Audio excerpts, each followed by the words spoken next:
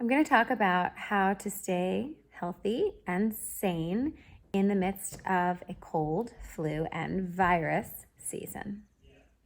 And I'm going to talk about it in terms of the yogic and Ayurvedic perspective, which really looks at how do you make your own system, body, mind, nervous system, immune system, and so on, robust and resilient amidst various kinds of environmental threats and circumstances.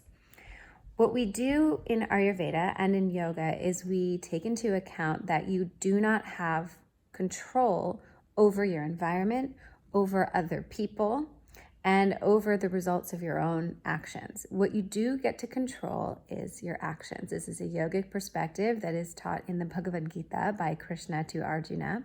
And we take that to heart when we think about yogic remedies or yoga chikitsa, that's yoga as a therapy, and Ayurvedic remedies to stay well so that you can pursue your life's purpose. And we're talking about having a responsive, healthy immune system that's not overreactive and not underreactive. And all of that rests on your nervous system and your gut health. Both of those are intrinsic to your immune health. First, let's just go over food.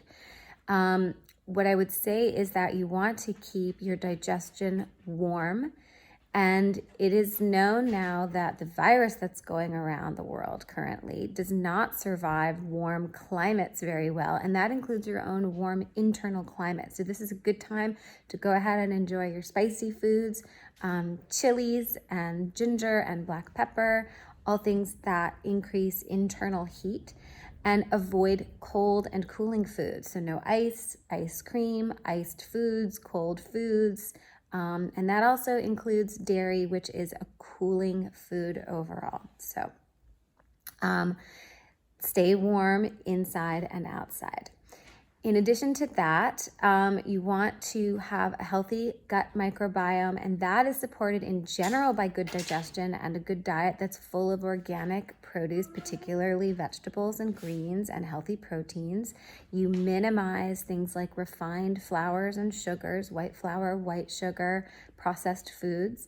These are all things we know, processed oils, refined oils, things like that. And eat from, as though you're eating from a farmer's market, as much as possible. Seasonal, organic, lots of vegetables and healthy proteins. In addition, you could eat healthy bacteria foods, and so that would include either taking a daily probiotic if that works for you, or eating things like raw fermented foods, okay? Now sleep. I'll talk about nighttime sleep and yogic sleep or yoga nidra. Modern studies on sleep have shown that nighttime sleep is more important than diet or exercise in every observable aspect of your psychological and physiological well-being. Sleep is more important than anything else you could do for the sake of your well-being. On the flip side, a lack of sleep puts you at a high risk for illness, accidents, and death. A lack of sleep drastically diminishes your immune system health. And good regular sleep, nighttime sleep, which includes dreaming and the deep sleep state, creates a robust, responsive, responsible immune system. So the best thing you can do for your immune system during the cold, flu, and virus season is sleep at night, every night. If you're a shift worker or for some reason need to be up at night, then you want to make whatever sleep you do get, whenever you get it, you want to make that sleep solid and reliably at the same time, even if it's not at nighttime. So for example, if you're a shift worker, you really want to dedicate a different part of your daytime hours to sleep. If you're a breastfeeding mama, sleep when the baby sleeps. Don't stay up. Don't turn the lights on when it's time to breastfeed at night. Things like that, okay? Sleep is so important. Now, yogic sleep, that is yoga nidra. So in yoga nidra, you might relax. the body and mind, but stay awake. That's going to be beneficial to your body, mind, to your immune system, to your microbiome. Relaxation is beneficial for all of those things. You might fall asleep and go into a dream state. That is extremely beneficial for your psychological and physiological well-being for many reasons. And you might also go into the deep sleep, which is also extremely beneficial for your physiological and psychological well-being. So whatever happens during a yoga nidra practice is beneficial for your immune system, among many other systems. Now, when you sleep, a number of things happen that ramp up in your system. What most people think is that when you go to sleep, that all of the systems of your body turn off or turn down. That's not true. What actually happens is when you go to sleep, when you're in the dream state and the deep sleep state, some systems slow down, but other systems actually ramp up in the body and cause a lot of redressing of physical well-being and psychological well-being. So healing happens when you're sleeping, to put it briefly. And that includes if you're doing yogic sleeping. If you're sleeping or dreaming in Shavasana, you will also get a great deal of health benefits. And that includes benefits to your gut health, to your psychological well-being, and to your immune system. Now, an additional thing can potentially happen in Yoga Nidra, which is important all the time, but especially during the cold and flu and virus season. And that is, there is a potential to go into true Yoga Nidra, that's conscious deep sleep. And in that state, there is a potential to resolve problematic patterns at the unconscious level.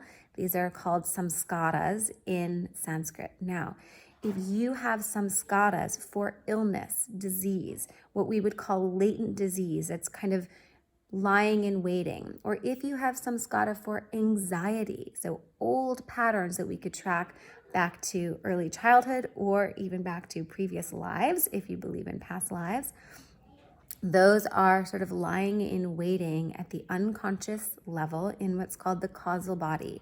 And Yoga Nidra has the potential to track into that level and resolve problematic thinking and even latent disease patterns that are sort of laying in waiting there.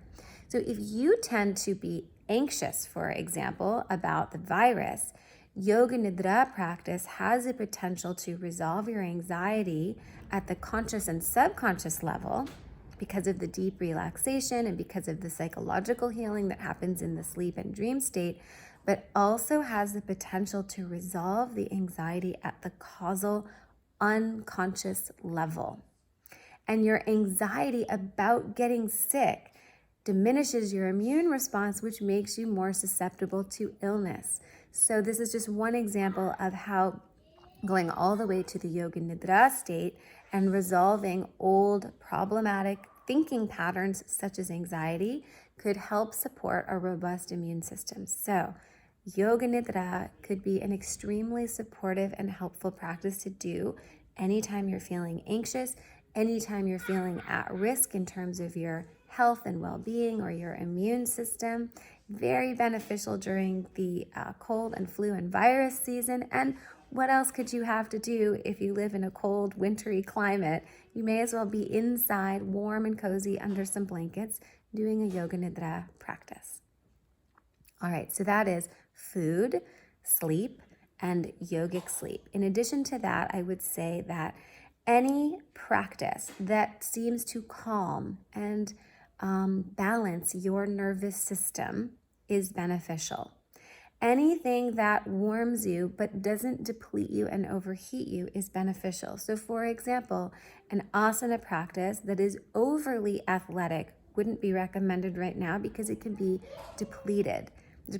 So you could do an asana practice that is somewhat warming, incorporates some gentle movement, but I would tend to lean towards those practices that are calming, restoring, settling, and rejuvenating in terms of allowing your body to rest and digest. So restorative yoga, particularly for those who are Vata Pitta in nature, is the best thing you can do right now, because when you're doing deep relaxation of the body, that allows your immune system to remain in good health. It allows your digestive system to remain in good health because of the parasympathetic response effect. Now, if you tend toward more kapha dosha, if you tend to get lethargic, slow, rather stay on the couch or daydreaming in bed, then a little bit more of an active athletic practice would be beneficial. And for everyone, getting outside in nature and doing some walking or some gentle movement and getting in the sun, even if it's cold outside, if there's sun, get out there in the sun. That has so many benefits for your mental health and for your immune system and for your nervous system. So nature time, sun time, very beneficial, recommended by the yogis, recommended by Ayurveda. Go ahead and get outside if you can. All right, so eat more vegetables and healthy proteins. Stay away from refined and processed foods. That's always true, but it's extra true during cold flu virus season. Get sleep. That's the most important thing you can do. And get yogic sleep on top of regular sleep. That's really beneficial as well, in particular for getting all the way to the subconscious level where we have latent thinking patterns, latent disease sitting and waiting and wreaking havoc on our mental health, psychological health, and physical health. And then doing a most likely gentle yoga practice that allows your body to restore, regenerate, and rejuvenate. That's very beneficial. And getting out in nature. The last thing I'll say is don't generally do things that cause you extra anxiety. Don't overconsume media about colds, flus, and viruses. Get the information you need that will allow you to take right action to care for yourself and your family and your community. Once you get the information you need to take good action, you don't need to read any more. Do something else instead, like go for a walk outside or do some yoga or get to work on whatever you have to work on or go to sleep. Don't overconsume information that's just causing neurotic thinking or obsessive compulsive thinking. It's not helping you other than getting information you need to take good action. I hope this helps.